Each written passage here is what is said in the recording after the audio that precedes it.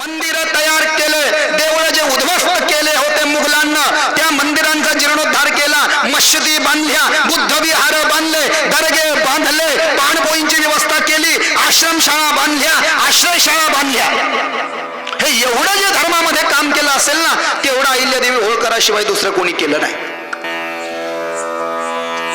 ओम शरणागत दीनार्थ परित्राण परायणे सर्वस्यार्थे हरे देवी अहिल्या माता नमोस्तुते. अहिल्या माता नमोस्तुते. अहिल्या माता नमोस्तुते. शिवरायांचे 8वावे रूप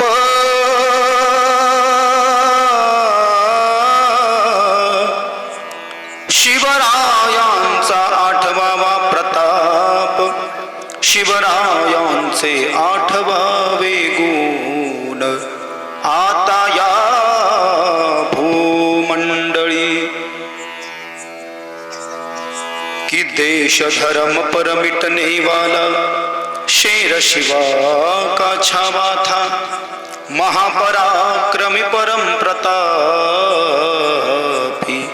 एक ही शंभु राजा था. महाराणा प्रताप इस भारत भूमि के मंत्र के गायक है. महाराणा प्रताप आजादी के अपराजित काल विधायक है. महाराणा की खुददारी भारत माता की पूंजी है. अरे ये वो धरती है जहां कभी चेतक की टापे गूंजी है. पत्थर पत्थर पे जागा था, पत्थर पत्थर पे जागा था विक्रमी तेज बलदानी का. जय एक लिंग का ज्वार जगा जागा था खड्ग भवानी का. जागा था खड्ग भवानी का.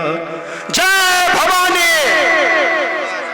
एयरपोर्ट एयरपोर्ट आवाज आला पाहिजे. Airport airport airport airport.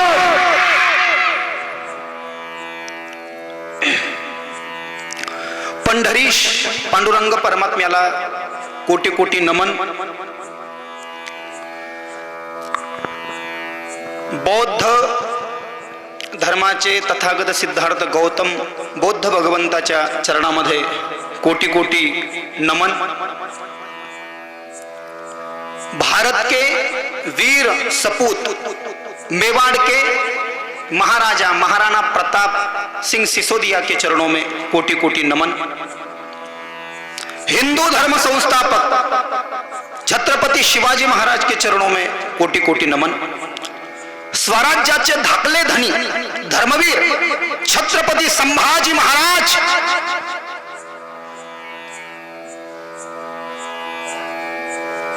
जिनको इलाही ये धर्म स्वीकार करने के लिए औरंगजेब ने ऑफर तेरी जान बख्श दी जाएगी, इस्लाम कबूल कर ले. लेकिन वो धर्मवीर संभाजी महाराज उन्होंने कहा है औरंगजेब धर्म माने की आस्था और आस्था कभी बदली नहीं जाती.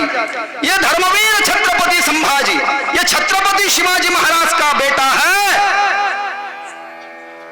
मुझ पर कितने भी अत्याचार कर ले ये धर्मवीर संभाजी अपने हिंदू धर्म के लिए 1000 बार मरेगा और 1000 बार जिएगा लेकिन अपना हिंदू धर्म कभी नहीं छोड़ेगा.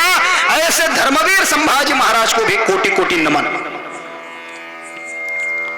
और ज्या कारणासाठी आज आपण विशेष रूपानं मी पूर्वपीठिका सांगेलच या सगळ्या तुमच्या कार्यक्रमाची पण ज्याच्याकरता आज मला येण्याचं सौभाग्य प्राप्त झालं आणि आपल्या सगळ्या समाजाच्या दर्शनाचा योग आला, या आंदोलनकर्त्याच्या पवित्र स्टेजवर बसण्याचा योग माझ्यासारख्या व्यक्तीला आपण दिला, त्या आपल्या समाजाचा विस्तार करणाऱ्या, आपल्या समाजाचे झेंडे सर्वदूर अटकेपार पोहोचवणाऱ्या, आपल्या समाजाचे जे झेंडे आहेत ते असमंतात फडकवणाऱ्या पुण्यश्लोक लोकमाता धर्मरक्षक अहिल्यादेवी होळकर मातोश्रीच्या चरणामध्ये कोटी कोटी नमन.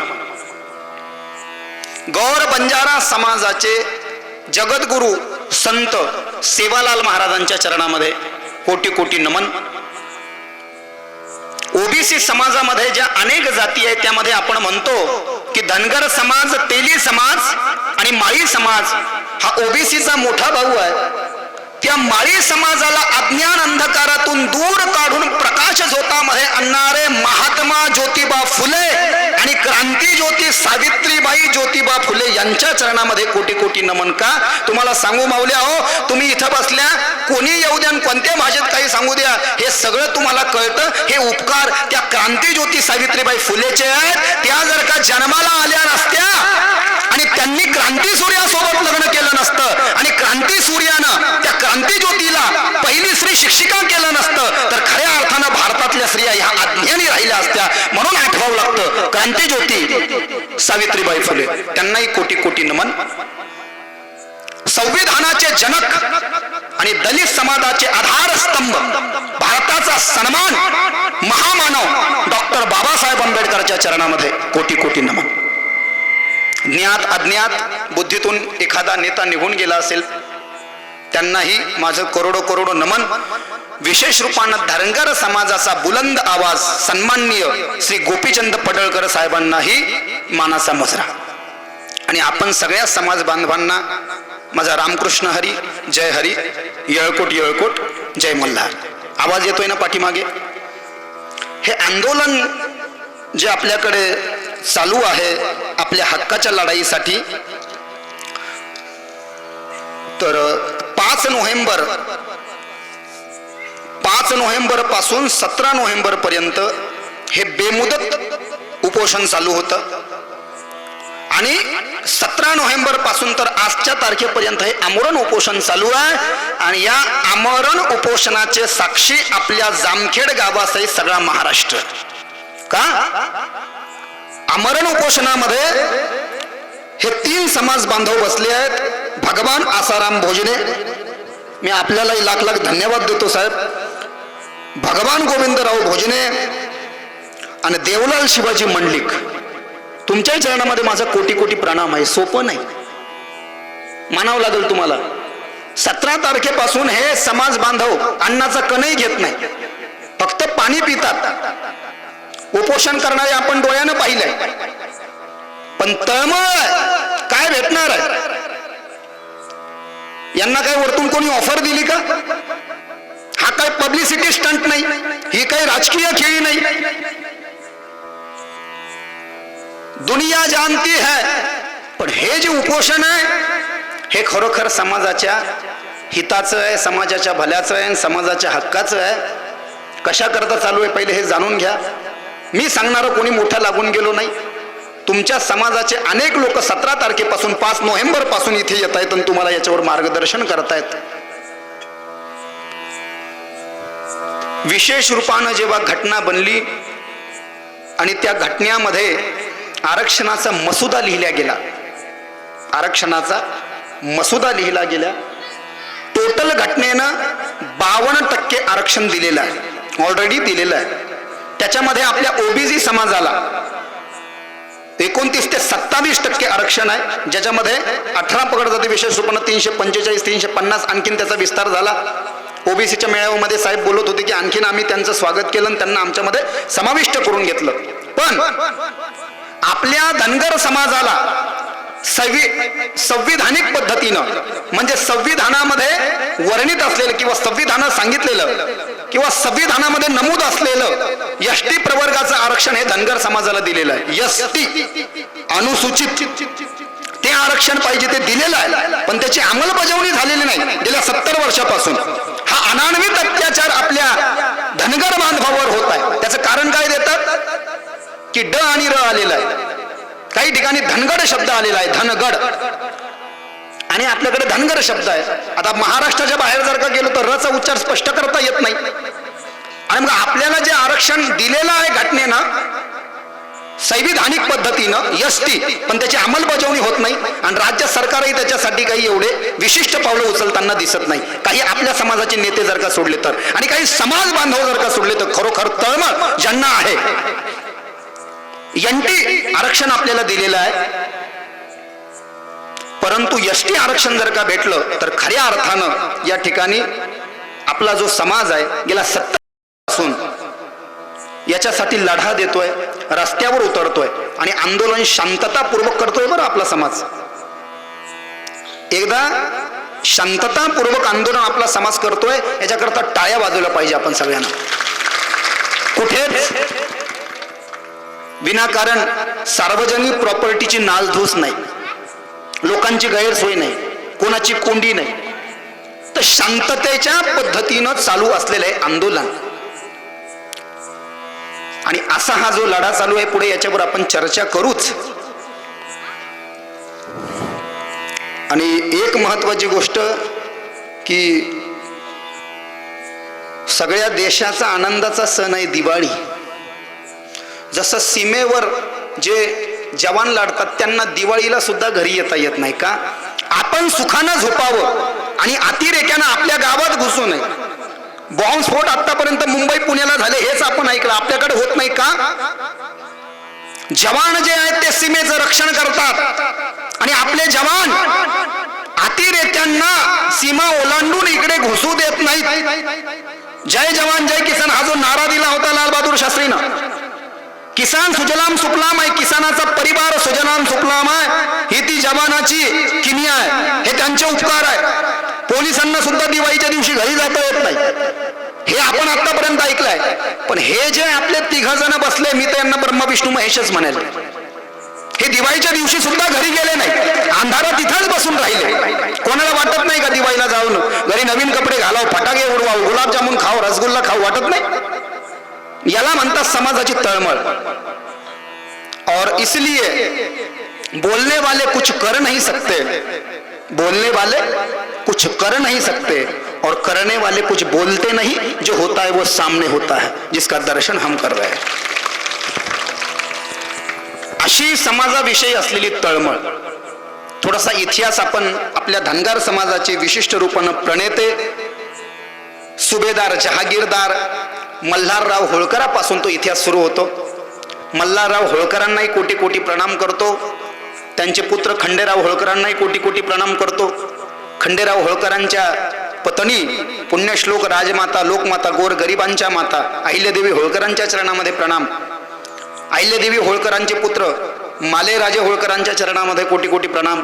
अहिल्या माता आणि खंडेराव होळकरांच्या पुत्री मुक्ताताई आईसाहेबांच्या चरणामध्ये कोटी कोटी प्रणाम. अहिल्यादेवी होळकरांचे जावई यशवंतराव फणसे त्यांच्या चरणामध्ये कोटी कोटी प्रणाम. आणि अहिल्या मातेंचे दीर अहिल्या माताचं निवर्त या ठिकाणी निधन झाल्यानंतर तुकोजीराव होळकर सावत दत्तक पुत्र मल्हारराव होळकरांचे, त्यांनाही कोटी कोटी प्रणाम. अहिल्यादेवी होळकरांचा इतिहास सांगण्याकरता मला या ठिकाणी बोलवलं. बोला यळकोट जय मल्हार, झाला धनगर कुळामध्ये अवतार, हो झाली लोकांची लोकमाता अहिल्यादेवी होळकर, हो गोरगरिबाची लोकमाता अहिल्यादेवी होळकर. मराठवाड्याला ओ मराठवाड्याला नगर जिल्ह्याला जामखेड तालुक्याला सवंडी गावाला, जामखेड तालुक्याला सवंडी गावाला सीना नदीच्या तीरावर अहिल्यादेवीनं घेतला अवतार, हो गोर गरिबांची लोकमाता अहिल्यादेवी होळकर, हो झाली लोकांची लोकमाता अहिल्यादेवी होळकर. पिता मानकोजी शिंदे, पिता मानकोजी शिंदे, आई सुशीलाबाई, सासू गौतमाबाई सत्वर, सासू गौतमाबाई सत्वर. हो झाली गरिबांची लोकमाता, हो झाली लोकांची लोकमाता, अहिल्यादेवी होळकर, अहिल्यादेवी होळकर. पुण्यश्लोक अहिल्यादेवी होळकर मातोश्रींचा विजय असो. इथे येण्याचा उद्देश, प्रत्येक कीर्तनामध्ये 2-2, 5-5 मिनिटं मला माझ्या मुखानं अहिल्या मातेंचे काही पवाडे म्हणून माझी वाणी पवित्र करून घेण्याची जी संधी मिळाली, त्याचंच हे आज पारितोषिक म्हणावं लागेल की आपल्या समाज बांधवानं माझी आठवण केली आणि मला इथे बोलवलं. अहिल्यादेवी होळकर जयंतीचे कीर्तन व्याख्यान आम्ही करतो, ही मातोश्रींचीच प्रेरणा आहे. अहिल्यादेवी होळकर 31 मे 1725 ला आपल्या मराठवाड्यामध्ये जो अहमदनगर नावाचा जो जिल्हा आहे, त्या जिल्ह्यामध्ये जामखेड तालुका, आपलं हे जामखेड आहे पण ते जामखेड, अहमदनगर जिल्ह्यातलं जामखेड नावाचा तालुका आणि त्यामध्ये चौंडी नावाचं गाव. त्या चौंडी गावामध्ये त्या गावचे पाटील माणकोजी पाटील शिंदे आणि त्यांची पत्नी सुशीलाबाई मातोश्रींच्या इथे अहिल्यादेवीनं अवतार धारण केला, त्यांचं प्राकट्य झालं. म्हणून तर इतिहासकारानं अहिल्यादेवीला संत म्हटलंय, देवीचा अवतार म्हटलं. यामध्ये कुठल्याच प्रकारचं दुमत नाही, शंकेचं कारण नाही. जसं चरित्रता म्हटली की पुरुषांमध्ये छत्रपती शिवाजी महाराजांचं नाव येतं ना, तसं स्त्रियांमध्ये मातोश्री अहिल्याबाई होळकरांचं नाव येतं. एक इंग्रजी लेखक होऊन गेला, त्याचं नाव आहे लॉरेन्स. काय नाव? लॉरेन्स. त्या लॉरेन्स नावाच्या लेखकानं अहिल्या मातोश्रींची माहिती लिहिताना लिहिलं, जेव्हा जेव्हा भारताचा इतिहास लिहिताना, नीट ऐका, जेव्हा जेव्हा भारताचा इतिहास लिहिताना भारताच्या महिलांचं गुणगान केल्या जाईल, भारतातल्या महिलांसमोर नतमस्तक लोक होतील, तेव्हा सगळ्यात आधी ज्या महिलेचं नाव लोकांच्या मस्तिष्कामध्ये येईल ती महिला म्हणजे या ठिकाणी पुण्यश्लोक अहिल्यादेवी होळकर मातोश्री आहे. या अहिल्यादेवी होळकर मातोश्रीची तुलना त्या लेखकानं बाहेर देशातल्या राण्या, डेन्मार्क, एलिझाबेथ, मार्गारेट अशा राण्यांसोबत केलेली आहे. अहिल्या होळकर मातोश्रीचं अवतार झाला असं म्हणतोय मी, प्राकट्य झालं, जन्म घेतला. आणि इथं तर लिहिलेलंच आहे, ते प्रसिद्ध वाक्य आहे, ज्याच्या मनगटामध्ये बुद्धी, बळ आणि चातुर्य आहे तोच स्वकर्तृत्वावर लोकाभिमुख राजा बनू शकतो. बरं का, जे महाराणा प्रताप बनले, मी इतिहास याच्याकरता सांगतो, इकडे तर बोलणारच आहे, पण सगळ्यात आधी इतिहास जर का आपण पाहिला तर महाराणा प्रतापापासून सुरू होतो.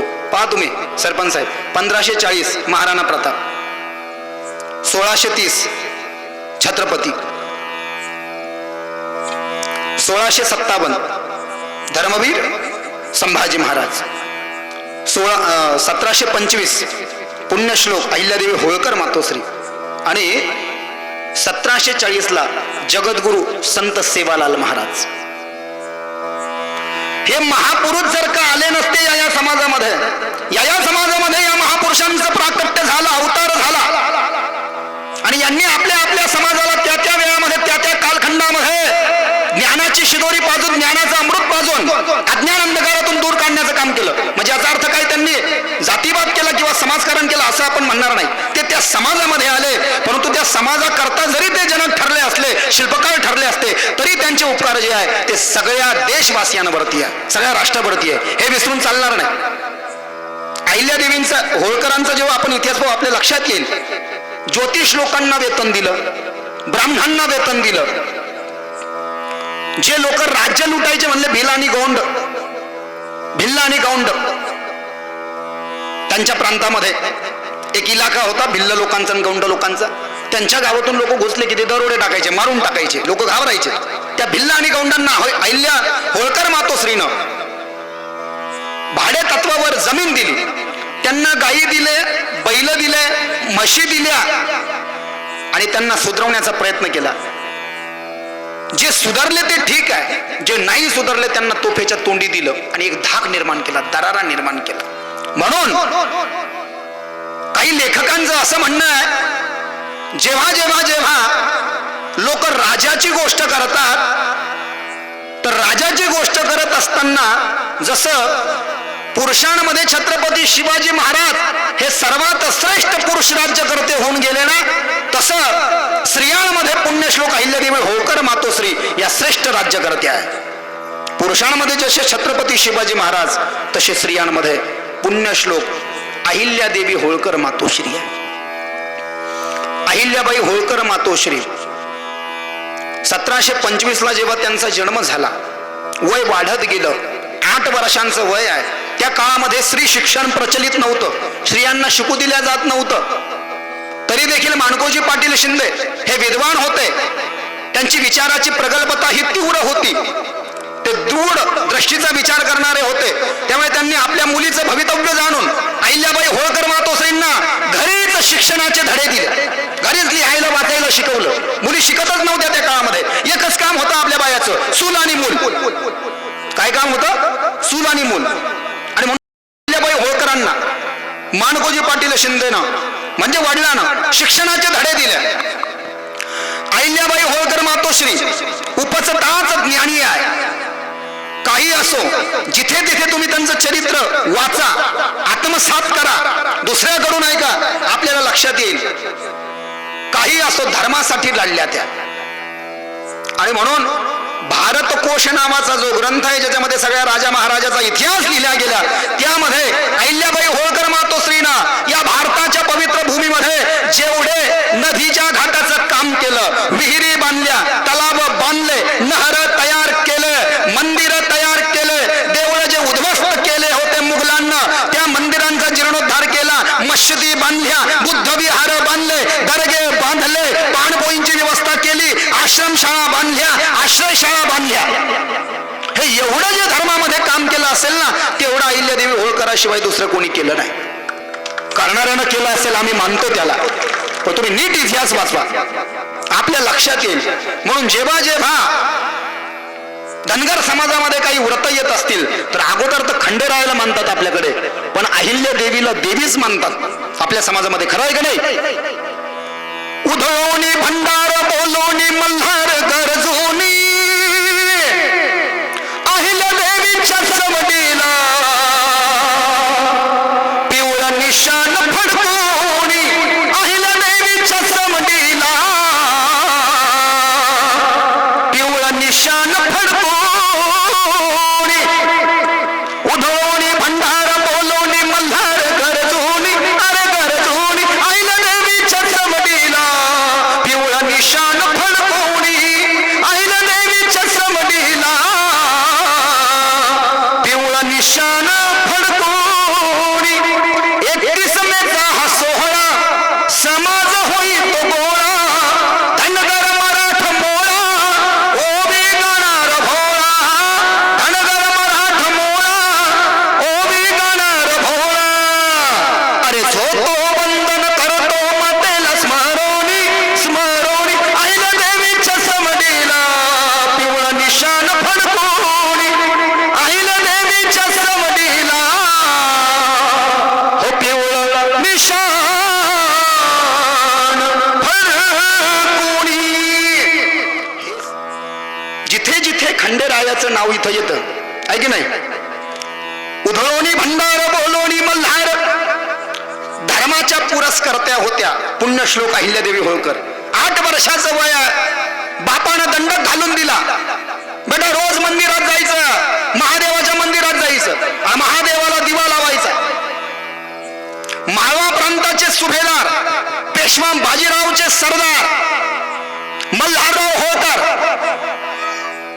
पुण्याला जात असताना अहमदनगर जिल्ह्यातील जामखेड तालुक्यातील सौंडी गावामध्ये महादेवाच्या मंदिरामध्ये मुक्कामी थांबले होते.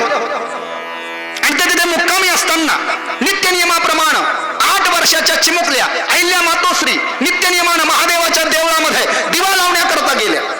त्यांनी दिवा लावला आणि दिवा लावल्यावर मंदिराच्या बाहेर बसलेला एक गरीब होता भीक मागणारा. त्याला भिक्षा वाढली. भिक्षा वाढल्यानंतर मल्हारराव होळकरानं अहिल्या मातेची कुशाग्र बुद्धी परखली आणि जाणलं 8 वर्षाच्या चिमुकल्या पोरीमध्ये एवढी दूरदृष्टी असू शकते.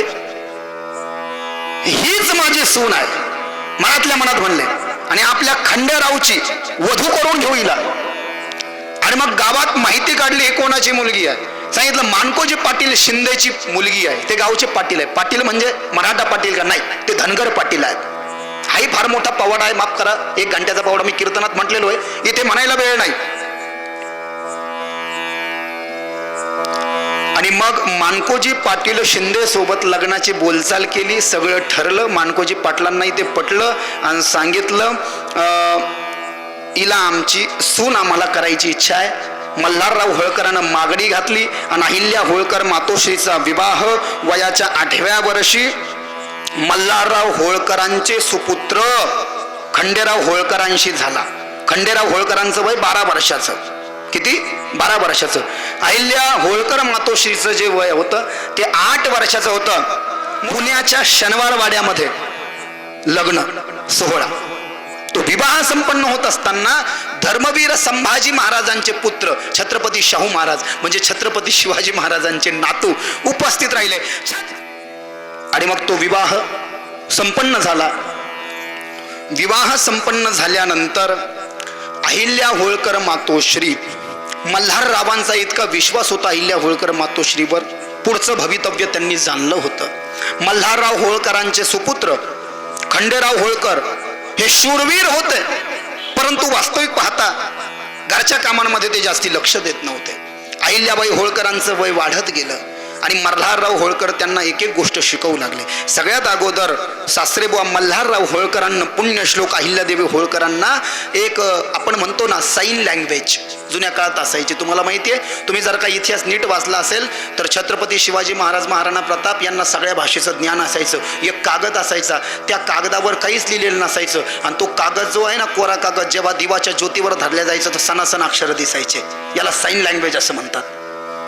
त्याला पुण्यश्लोक अहिल्यादेवी होळकरांच्या या ग्रंथामध्ये मोडी मराठी म्हणलंय. काय मोडी मराठी? मराठीच, पण त्या मराठीचं रेग्युलर भाषेपेक्षा त्याचे काही रस्व दीर्घ काना मात्र असे मोडलेले असायचे आणि ती मोडी भाषा त्या काळामध्ये गरजेची असायची. ती मोडी भाषा, मराठीची मोडी भाषा सरदार मल्हारराव होळकरांना आपल्या सुनबाईला शिकवली. गणिताचं ज्ञान दिलं, युद्धकलेमध्ये निपुण केला, समाजकारण शिकवलं, राजकारण शिकवलं. एवढंच नाही तर दांडपट्टा चालवणे, भाला फेक, तलवारबाजी, घोडस्वारी,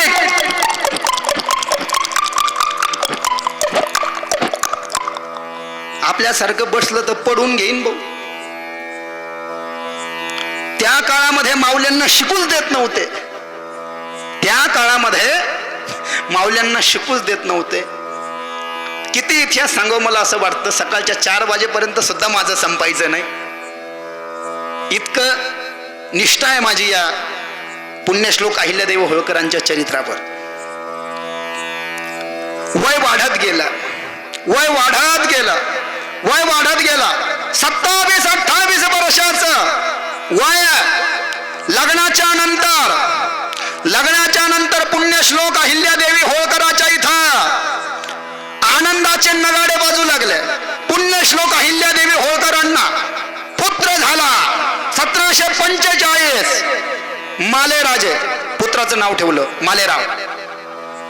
1748 मध्ये पुत्राचा जन्म झाल्यावर 3 वर्षांना एका सुंदर मुलीला जन्म दिला. तिचं नाव ठेवलं मुक्ताबाई. आणि मग मालेरावाचा जन्म झाल्यावर, मुक्ताबाईचा जन्म झाल्यानंतर मुलं वाढू लागले, खेळू लागले, बागडू लागले. 1754 ला राजस्थानमध्ये भरतपूर नावाच्या जिल्ह्यामध्ये कुंभेरी नावाचं गाव होतं. त्या कुंभेरी नावाच्या गावामध्ये होळकर युद्धासाठी गेले. शूरवीर होते अर्थात होळकर त्या युद्धामध्ये धारातीर्थी पडले. होळकरांचं निधन झालं. हे ऐकून मातोश्रीला धक्का लागला. कमी वयामध्ये मातोश्रींना वैधव्याला सामोरं जावं लागलं. त्या काळामध्ये एक प्रघात होता आपल्याकडे. नवरा गेला की बाईला सती जावं लागायचं, समाज त्रास द्यायचा. अहिल्या होळकर मातोश्रीच्या डोळ्यातून अश्रुधारा वाहू लागल्या. कमी वयामध्ये वैधव्याला सामोरं जावं लागलं. पतीचं प्रेत पाहिलं, रडू लागल्या. सती जाण्याचा निश्चय केला. सती जायला निघाल्या. सासऱ्यानं रोखलं, नाही मुली थांब, तू सती जाऊ नको. का? तू जर का सती चालल्या गेली तर तुझे मुलं लहान आले आहेत. मीही किती दिवस जगतो सांगता येत नाही. पुढे आपल्या राज्याचं काय होणार? तुलाच हे राज्य चालवायचं आहे. विनाकारण म्हणून काय मी तुला एवढं शिक्षण दिलं, आणि तू जर का सतीच असेल तर काय उपयोग होईल त्या शिक्षणाचा? पिता आज्ञा श्रेष्ठ आहे हे जाणून अहिल्या होळकर मातोश्रीना सती जाण्याचं टाळलं. आणि सती त्या गेल्याच नाही, परंतु त्या काळामध्ये ज्या माऊल्या सती जायच्या त्या माऊल्यांना सुद्धा त्यांनी सती जाऊ दिलं नाही. का? महाभारताचे आणि रामायणाचे दाखले दिले साहेब. महाभारताचे आणि रामायणाचे दाखले दिले की सती जाण्याला कुठलाही शास्त्रीय आधार नाही, शास्त्रीय पुरावा नाही. तुम्हाला माहिती आहे सती का जायचे? खरं कारण माहिती आहे? सांगू का? खरं कारण हे होतं, बाबर आया, बाबर का बेटा हुमायूं आया, हुमायूं का बेटा अकबर बादशाह आया, उसका बेटा सलीम जहांगीर आया, उसका बेटा शाहजहां आया, और इन सबका हरामी बेटा औरंगजेब आया, जिसने हमारे छत्रपति संभाजी महाराज को बड़े ही बेरहमी से मारा. ये सभी हरामी बाहर देश से हमारे भारत की इस पवित्र धरती पर आए थे. एक हरामी ने तो भगवान राम का अस्तित्व ही मिटा दिया था. एक हरामी ने तो अपने बाप को ही जहर दिया था. एक हरामी राजा औरंगजेब खुद को राजा वो बन सके इसलिए अपने ही भाई भतीजे अपने परिवार के 36 लोगों के उसने बड़े बेरहमी से कत्ल कर दिए थे. ऐसे इन हरामियों का, दुष्टों का इतिहास ये हमारी माता बहनों को बहुत तकलीफ दिया करते थे. बंधु हे जे मुघल आले, हे जे सगळे बाहेर देशातून आपल्या भारताच्या पवित्र भूमीवर आले होते, हे सगळे आपल्या हिंदूंच्या आई बहिणींची आबरू लुटायचे.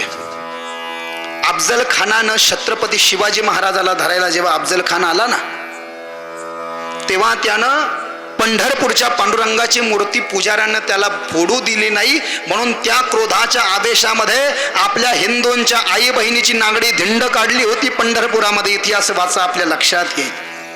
इंग्रज आले, इंग्रज आपल्या मायमाऊल्यांना खेळणं समजायचे, दिवसा ढवळ्या उचलून न्यायचे आणि त्यांची आबरू लुटायचे. आणि म्हणून पती मरण पावल्यानंतर त्या पत्नीच्या शिलाचं रक्षण व्हावं, तिचं पातिव्रत्य साबूत राहावं, म्हणून आमच्या माता माऊल्या सती जायच्या. हे त्याचं खरं कारण आहे. अहिल्याबाई होळकर मातोश्रीनं समजून सांगितलं, लोकांचा गैरसमज दूर केला की शास्त्रानं सांगितलं नाही सती जा, तुमची इच्छा नसेल तर जाऊ नका, परंतु वैधव्य पाळणं महाकठीण आहे.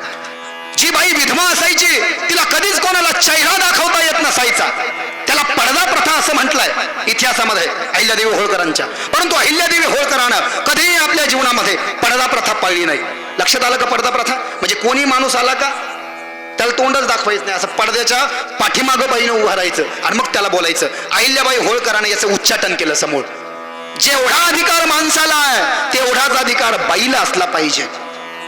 आपण म्हणतो ना महिलाचा हक्क, ते झालं ना आता काहीतरी 50-50 बरोबरीत आहे म्हटलं, बाबा सगळं काम बरोबर येतं, मग त्याच्यातच काऊन मागा आमच्या माऊल्या? पडदा प्रथा कधी पाळली नाही त्यांनी. रोज दरबार भरवायच्या अहिल्यादेवी होळकर मातोश्री आणि लोकांचे सुखदुःख जाणून घ्यायचे, त्यांना मदत करायचे. ज्या स्त्रीचा पती मरण पावायचा, ज्या स्त्रीचा पतीची मृत्यू व्हायची आणि तिच्या नवऱ्यानं जीवनभर कमवलेलं जे काही धनद्रव्य असायचं ते धनद्रव्य त्या बाईला जवळ ठेवण्याचा अधिकार नव्हता. बरं का, नीट ऐका, अहिल्यादेवी होळकरांच्या आधी. परंतु अहिल्याबाई होळकरानं ज्या बाईचा नवरा मरण पावलाय, जिवंतपणी त्याने जेवढं धन कमवलंय ते जे धन आहे ते धन त्या विधवा बाईकडेच ठेवण्याची व्यवस्था केली. बरेच कायदे अहिल्यादेवी होळकरानं बदलले, चांगले कायदे केले जे खराब होते ते. खराब नाही म्हणणार, त्या त्या वेळेस त्यांच्या अगोदर ते होते. आणखीन एक कायदा होता अहिल्यादेवी होळकरांच्या राज्यामध्ये त्यांच्या आधी, की विधवा बाईला मूल दत्तक घेण्याचा अधिकार नव्हता. काय नव्हता? विधवा बाईला मूल दत्तक घेण्याचा अधिकार नव्हता. तो अधिकारही त्यांनी प्राप्त करून दिला की या माझ्या माळवा प्रांतामध्ये, मध्य प्रदेशमध्ये इंदूर नगरामध्ये, नंतर तर राजधानी महेश्वर नावाच्या नगरामध्ये नर्मदा तीरावर हरवली काही कारणास्तव. या माळवा प्रांतामध्ये, या महेश्वरामध्ये, या इंदूर नगरामध्ये कोणत्याही विधवा स्त्रीला दत्तक पुत्र घेण्याचा अधिकार आहे. एक दिवस अहिल्यादेवी होळकरांच्या राज्यामध्ये एक विधवा स्त्री पुत्र दत्तक घ्यायला गेली. त्याच्याकरता पत्रव्यवहार होत असे आणि शासकीय म्हणजे राजकीय राजआदेश असलेल्या पत्रावर ती कट्यार आणि शिक्का जी आहे ना ते मारून दिल्या जाई. त्याच्याकरता काही मंत्री नेमलेले होते बरं का. तर एका मंत्र्यानं त्या विधवा स्त्रीला पुत्र दत्तक देण्यास मना केली. तुला पुत्र दत्तक घेता येईल, पण दत्तक जर का पुत्र घ्यायचा असेल तर त्याच्याकरता तुला मला पैसे द्यावे लागेल, म्हणजे लाच द्यावी लागेल. आणि त्या बाईकडे पैसे नव्हते म्हणून ती बाई रडू लागली. ही गोष्ट अहिल्यादेवी होळकरांना कळाली, म्हणून मातोश्री अहिल्यादेवी होळकरांनं त्या मंत्र्याचा बंदोबस्त तर केलाच केला. नोहे नोहे ज्या बाईला पुत्र दत्तक घ्यायचा होता त्या बाईला दत्तक पुत्र देण्याचा कार्यक्रम स्वतः आयोजित केला आणि त्या बाईची या ठिकाणी तिला सन्मान पारितोषिक आदी आदी दिलं. असा दूरदृष्टिकोन असलेल्या आमच्या पुण्यश्लोक अहिल्यादेवी होळकर मातोश्री. पुढे हे सगळं करत असताना जेव्हा आणखीन 12 वर्ष होऊन गेले, 1754 मध्ये धारातीर्थी पडले होते पतिदेव खंडेराव होळकर आणि 1766 ला सासऱ्यांचंही निधन झालं मल्हारराव होळकरांचं. 1766 ला मल्हारराव होळकरांचंही निधन झालं. 1766 नंतर निश्चितच अहिल्यादेवी होळकरांचे एकुलते एक सुपुत्र माले राजे हे राजगादीवर बसले, परंतु दुर्दैवानं एका युद्धात तेही मारले गेले. 1767 ला 8च महिने ते राजा राहिले आणि मग अहिल्यादेवी होळकर खचल्या.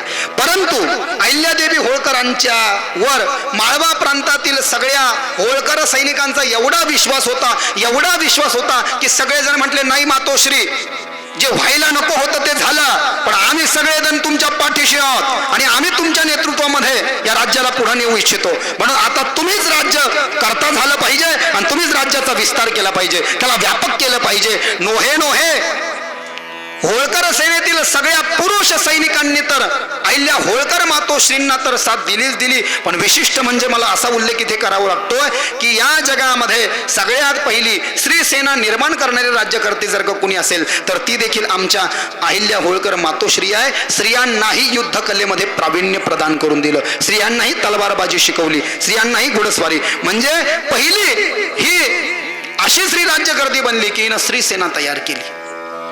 आणि मग जेव्हा ह्या राज्याचा विस्तार होऊ लागला, हे राज्य वाढू लागलं, सुजलाम सुफलाम होऊ लागलं, तेव्हा चोर आणि दरोडेखोर त्या काळामध्ये उपटसुंभ चोरांची टोळी सुटली होती.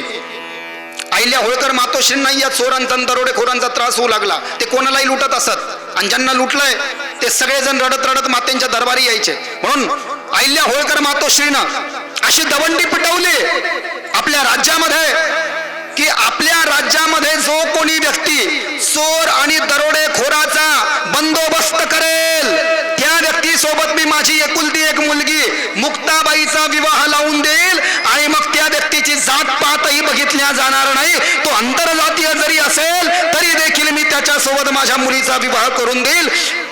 पुरोगामी विचार याला म्हणतात. जातीवादाचं खंडन केलं, सर्व धर्म समभावाची शिकवण पुण्यश्लोक अहिल्यादेवी होळकरांनी नुसता बोलल्या नाही बरं का, कृतीतून करून दाखवलं.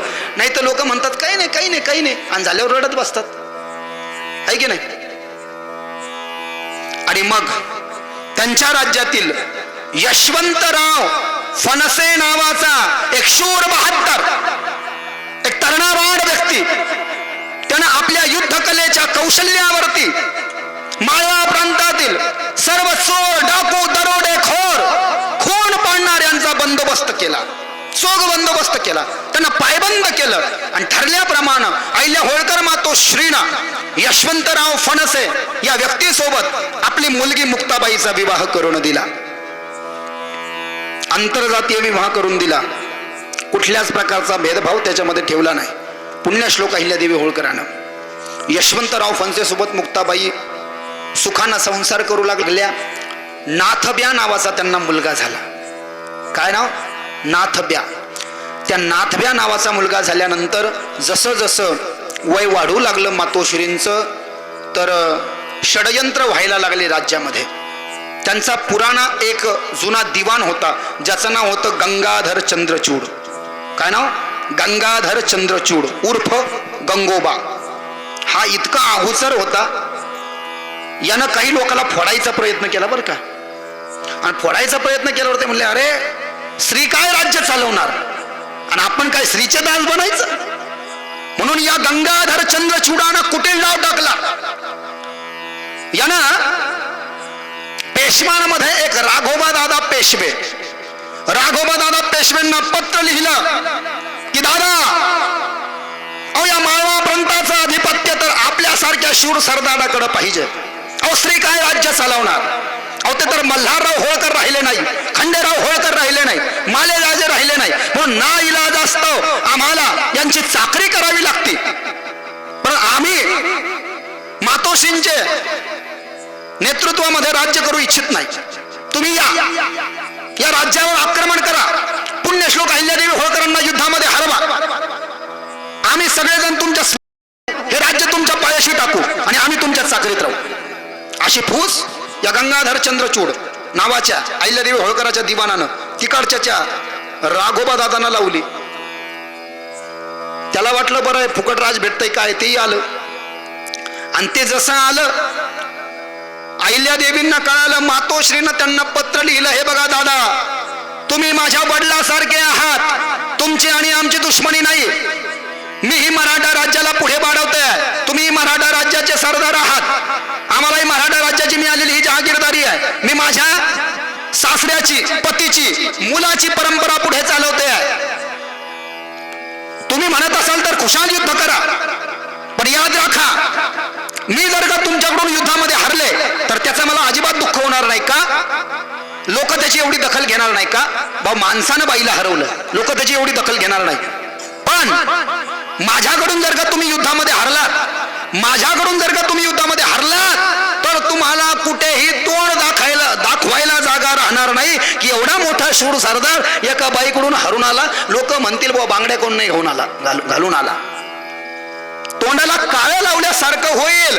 तुका म्हणे त्याच्या थुंका तोंडावरी जातो यमपुरी नरक भोगावया. त्याला वाटलं नको बुवा, काय सांगता. त्यानं ऐकलं होतं अहिल्यादेवी होळकर शूर योद्धा आहे. मग ते म्हणलं, आता मातोश्री तुम्ही एवढं सांगतायत, मी जर का हरलो तर माझे खरंच वांदे होतील. पण आता मी काय करू, मी तर युद्धाला आलोय, आता मला तुमच्याशी युद्ध करायचं नाही. या प्रेमानं जेवण करायला, पंचपक्वान्नाचं जेवण करा जा वापस. मग ते आलं आणि त्यानं मातोश्रींची माफी मागितली आणि पंचपक्वान्नाचं जेवण करून तो वापस गेला. असे अनेक संकट येत असताना पुण्यश्लोक अहिल्यादेवी होळकरांना आपल्या राज्यामध्ये महेश्वर नावाच्या राजधानीमध्ये एक कपड्याची गिरणी सुरू केली. कोष्टी लोकांची वसाहत निर्माण केली. विशेष रूपानं त्यांच्या काळामध्ये जे लोक पवाडे म्हणायचे, पवाडे कोणाचे, छत्रपतीचे म्हणायचे, जे पवाडे म्हटले जायचे, तर पवाडे म्हणणारे शिवशाहीर, त्याचबरोबर कवी, विशेष रूपानं एक मोरोपंत सारखे प्रसिद्ध कवी अहिल्यादेवी होळकरांच्या काळामध्ये होते. मोरोपंत आणि अनंत फंदी नावाचे ते पवाडाकार शाहीर आणि काही संस्कृतकार यांना बोलवलं आणि यांना कायमचा राज आश्रय दिला. राज आश्रय दिला म्हणजे शासकीय पगार चालू केली त्यांना. आता एखाद्याला पगार लागते तर होत नाही, शासन देतच नाही. स्वतः राज आश्रय द्यायच्या पुण्यश्लोक अहिल्यादेवी होळकर. एवढंच नाही तर त्या काळामध्ये विद्यार्थ्यांना अभ्यास करण्यासाठी पुस्तकं भेटत नव्हते साहेब. का? त्या काळामध्ये छापखाने नव्हते. छापखाने नव्हते म्हणून ग्रंथ दुर्मिळ होते. हस्तलिखित प्रती असायच्या.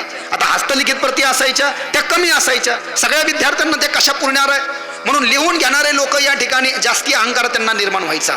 एक एक ग्रंथ लिहायचे ते खूप पैसे मागायचे. तरी देखील अहिल्यादेवी होळकरांनी विचार केला की मुलं जर का शिकले, मुली जर का शिकले तर हेच भारताचं उज्ज्वल भवितव्य आहे. म्हणून मुलं आणि मुलींना शिकण्याकरता त्यांची राहण्यासाठी वसतिगृह असतील, त्यांच्यासाठी पुस्तकं हस्तलिखित प्रती असतील, किंवा आश्रमशाळा असतील, अन्नछत्र असतील, मंदिरं असतील, पानपोया असतील, या सगळ्यांची व्यवस्था त्यांनी त्यांच्या राज्यामध्ये केली. अहिल्यादेवी होळकरची राज्यनीती आणि राज्यनीतीचा अभ्यास त्याच्यामध्ये इतकी बारकाई होती की त्यांच्या राज्यामध्ये जी मुंगी आहे ना, मुंगी, ती मुंगी सुद्धा उपाशी राहत नव्हती. मुंगीला साखर देण्यापासून तर पाण्यामध्ये जे जलचर प्राणी आहे त्या जलचर प्राण्यांना कणकेच्या गोळ्या खायला टाकण्यापर्यंत त्यांचा दानधर्म सडळ होता. दाखवण्यासाठी नाही, इतका दानधर्म त्यांचा सडळ होता. 1777 मध्ये त्यांनी काशी विश्वनाथ मंदिराचा जीर्णोद्धार केला. तुम्ही आजही काशीला जा, तो वाद चालू आहे, मी जास्ती घुसणार नाही, ज्ञानवाप्येचा वाद चालू आहे. नंदी जो आहे, मोठा नंदी, त्याला जाळ्या लावल्यात आणि नंदीचं जे तोंड आहे, नंदीचं तोंड हे मस्जिदी समोर आहे. म्हणजे खऱ्या अर्थानं नंदीच्या समोर जी मस्जिद आहे त्या मस्जिदीच्या खालीच या ठिकाणी आमचे महादेव आहेत. आणि अलीकडे जे महादेव आहे हे महादेव नवीन बसवलेत अहिल्यादेवी होळकरानं. अहिल्यादेवी होळकर या महादेवाच्या मोठ्या भक्त होत्या, यामध्ये कुठलंच दुमत नाही. याचं प्रमाण जर का लागत असेल तर इतिहासकार लिहितात, जास्तीत जास्त तुम्ही अहिल्यादेवी होळकराच्या प्रतिमा पहा. अशी त्यांची प्रतिमा आहे की त्यांनी हातामध्ये शिवलिंग धारण केलेलं आहे. जटाटवी गलज्जल प्रमाह पावितस्थले गले वलंबितं भुजंग तुंग मालिका डमड्डमड्डमन्निनादनाद वड्डमरवयं चकार चंड तांडवं तनोतु नः शिवः शिवं जटाकटाह गौरमं भ्रमन्निलिम्प निर्धरी विलोलवीचि वल्लरी विराजमान मूर्धनि धगत् धगत् धगत् ज्वलल्ललाट पट्टपावके किशोर चन्द्रशेखर रतिप्रतिक्षणं मम रतिप्रतिक्षणं मम रतिप्रतिक्षणं मम धराधरेन्द्र नंदिनी विलास बंध बंधुरे. खूप वेळ लागेल म्हणायला. मी कशा करता सांगतोय माहिती का? आजकाल पुरे लोक महादेवाचे मंदिर हाऊसफुल करू राहिले, पण मातोश्री जर का नसत्या ना, मातोश्री जर का नसत्या तर एकही मंदिर उघडं राहिलं नसतं आपल्यासाठी. आठवा जरा, अहो एकही महादेवाचं मंदिर शिल्लक ठेवलं नव्हतं. सगळ्या मंदिरा उद्ध्वस्त केले होते, जमीनदोस्त केले होते. मंदिरातला देव जागेवर ठेवला नव्हता. परकीय आक्रमण झाली, मुघल आले, कुतुबशाह आला, निजामशाह आला, आदिलशाह आला, या सगळ्यांना पळताभुई थोडी केली. काही देवता आपले पीर झाले, पीर काही लपून बसले. त्या काळामध्ये वाहनाची व्यवस्था नव्हती. विचार करा कसा जीर्णोद्धार केला असेल पुण्यश्लोक अहिल्यादेवी होळकरानं. अरे 12 ज्योतिर्लिंग जे आज आपल्याला साबित दिसतात त्यामध्ये मोलाचं योगदान जर का कोणाचं असेल तर ते माझ्या मातोश्रीचं. जवळपास 5000 भारतामध्ये 5000 नदीचे घाट बांधले, 5000 विहिरी बांधल्या, तलाव बांधले, नहर, हे सगळं त्यांनी केलं. याच्याहून एकच गोष्ट सिद्ध होते की पुण्यश्लोक अहिल्यादेवी होळकरांची जी धार्मिक भावना होती ती फार उदात्त होती, ती फार व्यापक होती. काही असो, धर्म आधी आणि नंतर सगळं. काय धर्म आधी आणि नंतर सगळं, हे याच्यावरनं सिद्ध होतं. भारतकोश नावाचा ग्रंथ वाचला तर लक्षात येईल कुठे कुठे उद्धार केला पहा, आपण आपल्या लक्षात येईल.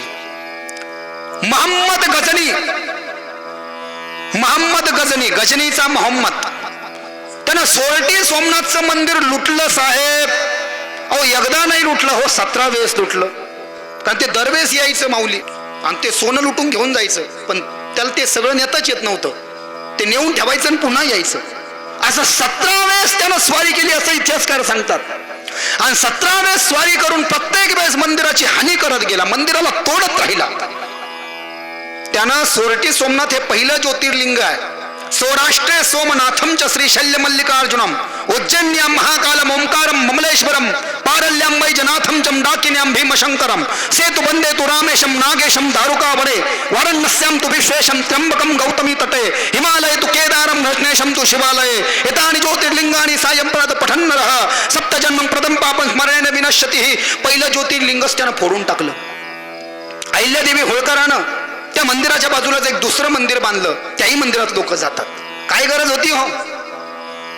मग भक्त काय नुसते बोलणारेच पाहिजे का? आपण भरपूर पाहतो ना, गौ माता की जय हो, राम पण इंटरनेटवर जय करणारे वेगळे आणि खरोखर जे काही करतात ते वेगळे. जसं हे तुमची जी तळतळ आहे, कळकळ, ही आपल्याला इथे दिसतीये, याला म्हणतात समाजाविषयी खरोखर कळकळ. तुम्ही आलात, थंडीचे दिवस आहे, शेतात काम चालू आहे, तरी देखील तुम्ही आलात, ही आहे कळकळ, ही समाजाची तळतळ आहे.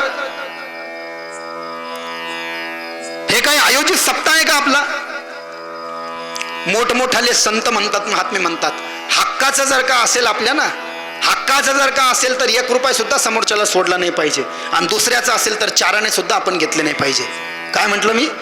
आपल्या हक्काचं जर का असेल तर 1 रुपया सुद्धा समोरच्याला सोडला नाही पाहिजे, आणि आपला जर का त्याच्यावर हक्कच नसेल तर 4 आणे सुद्धा दुसऱ्याचे घेतले नाही पाहिजे. याला म्हणतात धर्म. आणि अशा धर्माची शिकवण घालून देणारे छत्रपती शिवाजी महाराज, धर्मवीर संभाजी महाराज आणि पुण्यश्लोक अहिल्यादेवी होळकर मातोश्री, महाराणा प्रताप, आदी करून सर्व संत.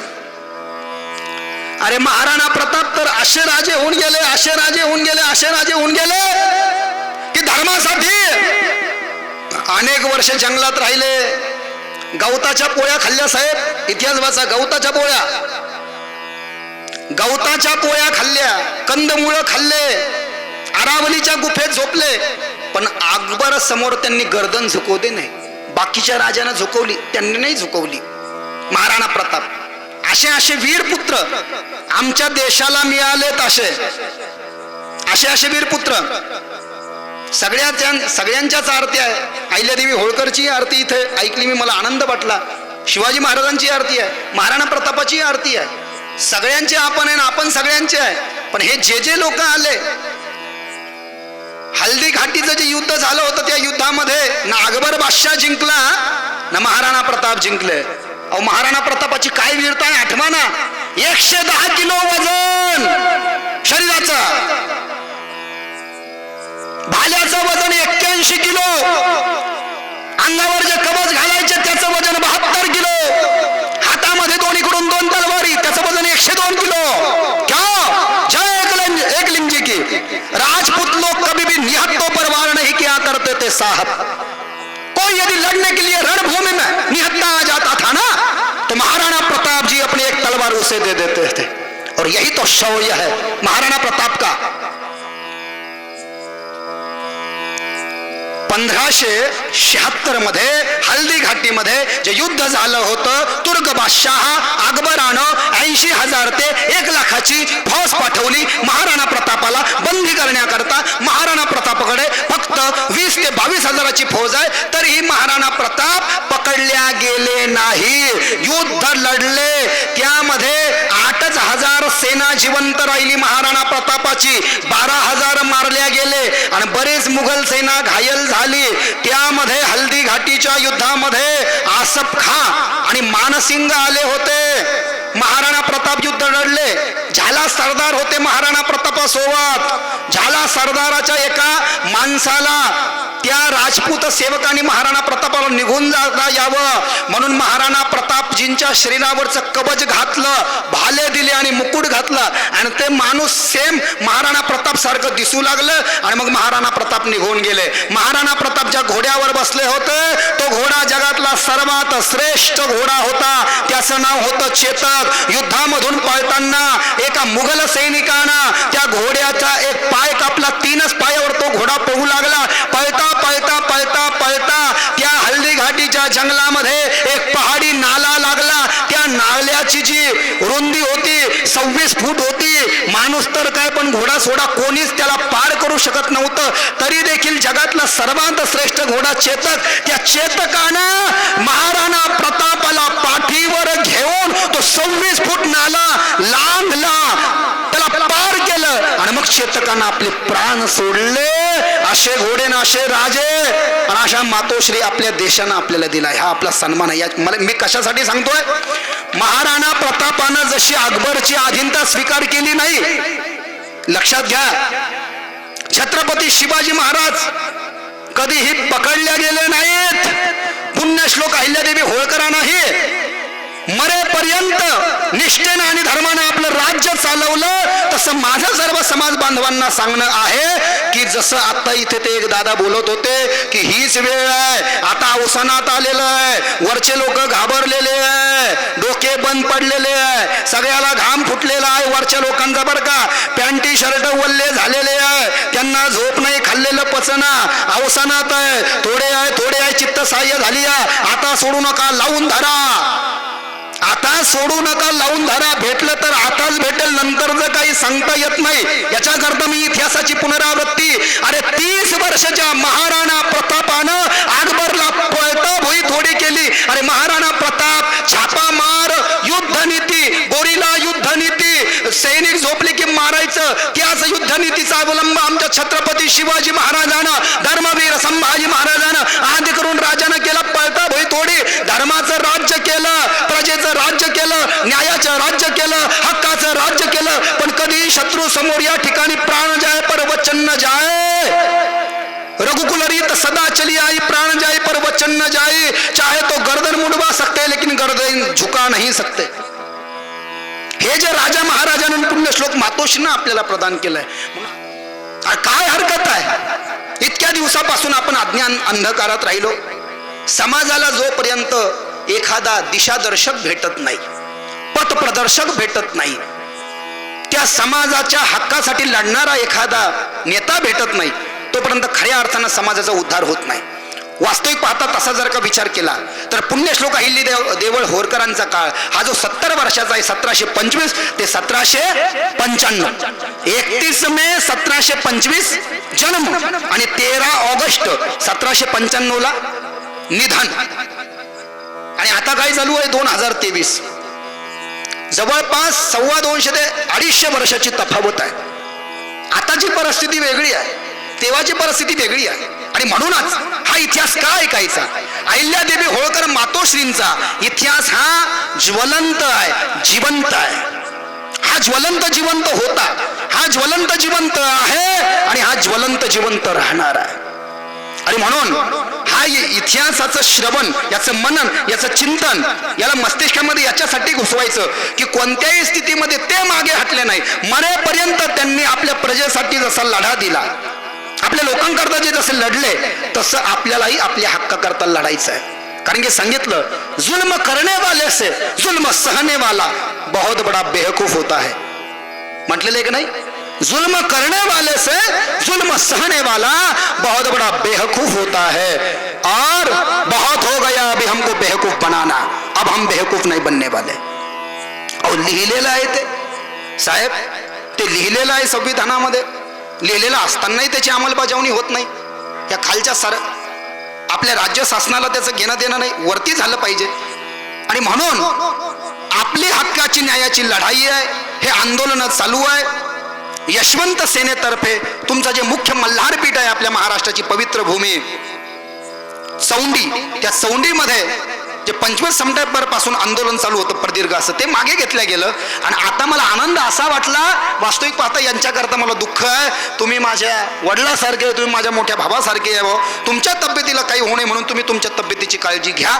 आपल्याला भेटणार आहे, भेटलंच पाहिजे, लढू, आपण लढून मरू लागलं तर पण लढू, परंतु आपली लढण्यासाठी तब्येतही चांगली राहायला पाहिजे.